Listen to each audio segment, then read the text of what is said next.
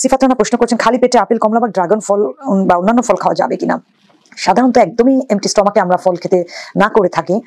যাদের গ্যাসের সমস্যা থাকে তারা বিশেষ করে খাবে না, যাদের সমস্যা নেই তারা হয়তো অনেক সময় খায়, বিশেষ করে যেমন অনেকে কলা খায়, অনেকের এটাতে প্রবলেম হয় না, বাট অনেকের সিভিয়ার প্রবলেম হয়। সো ঘুম থেকে উঠলে প্রথম যে কাজটা করবেন, আগে আপনাকে নর্মাল পানি খেতে হবে। পানি খাওয়ার আধা ঘন্টা 1 ঘন্টা পরে আপনি খেতে পারেন। যেমন আমরা ড্রাই ফ্রুটসের ক্ষেত্রে কিসমিস, খেজুরকে কিন্তু আমরা খালি পেটেই খেতে বলি, উঠে আপনি খেতে পারবেন।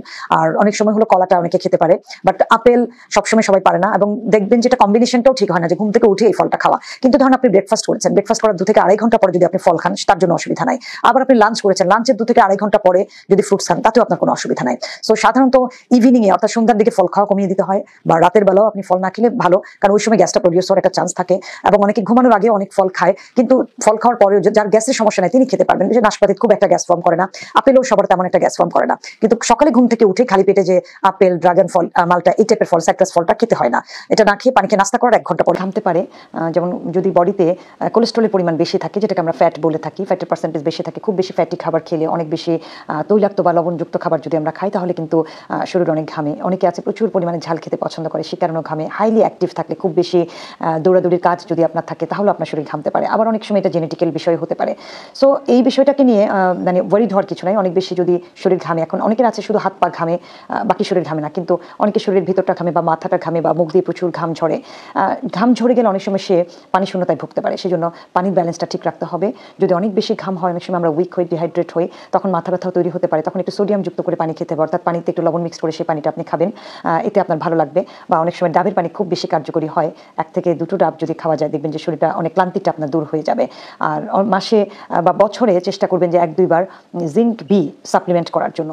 অনেক সময় অতিরিক্ত ঘাম ভিটামিন বি কমপ্লেক্সের অভাবে অনেক সময় হয়ে থাকে, সেজন্য জিঙ্ক বি সাপ্লিমেন্টটা আপনি বছরে 1-2 বার করতে পারেন। এটা করে দেখতে পারেন যে ঘামটা আপনার কমে কিনা। অ্যাকচুয়ালি ফুড হ্যাবিটটা একটু খেয়াল করেন, আপনার স্ট্রেসটা কেমন সেটাকে একটু খেয়াল করতে হবে।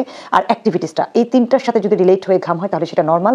আর যদি মনে হয় যে না, এই 3টার কোনো কিছু না, অন্য কোনো কারণে, বা সাধারণত কেউ দুশ্চিন্তা করলেও কিন্তু ঘামে, এরকম কোনো কিছু হলে হয়তো আপনি অ্যাংজাইটিতে ভুগলে আপনি ঘামেন। সো এটা একটা মনস্তাত্ত্বিক ব্যাপার থাকে, আমাদের বডিতে হরমোনের কিছু বিষয় থাকে। আমরা যখন খুব স্ট্রেস ফিল করি, হরমোনটা তখন কর্টিসল হাই হয়ে যায়, সে কারণে আমরা ঘামতে পারি। এরকম কিছু হলে একজন মনোরোগ বিশেষজ্ঞ আপনি দেখাতে পারেন। তার পাশাপাশি যারা চর্মরোগ বিশেষজ্ঞ আছেন তাদেরকেও দেখালেও কিন্তু এটার উপশম হতে পারে। ফলগুলোতে মাল্টিভিটামিন পাওয়া যায়, অ্যাকচুয়ালি ম্যাক্সিমাম ফলই কিন্তু মাল্টিভিটামিন ক্যারি করে থাকে, অর্থাৎ কলা, আপেল, কমলা, মালটা, হ্যাঁ প্রত্যেকটা ফলের স্পেশালিটি আছে তার কালারের জন্য, বাট ম্যাক্সিমাম ফলে কিন্তু আসলে মাল্টিভিটামিন ক্যারি করে থাকে। তাই সিজনাল প্রত্যেকটা ফলই আমাদেরকে চেঞ্জ করে করে খাওয়া উচিত মাল্টিভিটামিন পেতে হলে। সুবর্ণ তখন প্রশ্ন করছেন, খালি পেটে ফল খাওয়া যায়, পেয়ারা কলা কি খালি পেটে খাওয়া যাবে কিনা?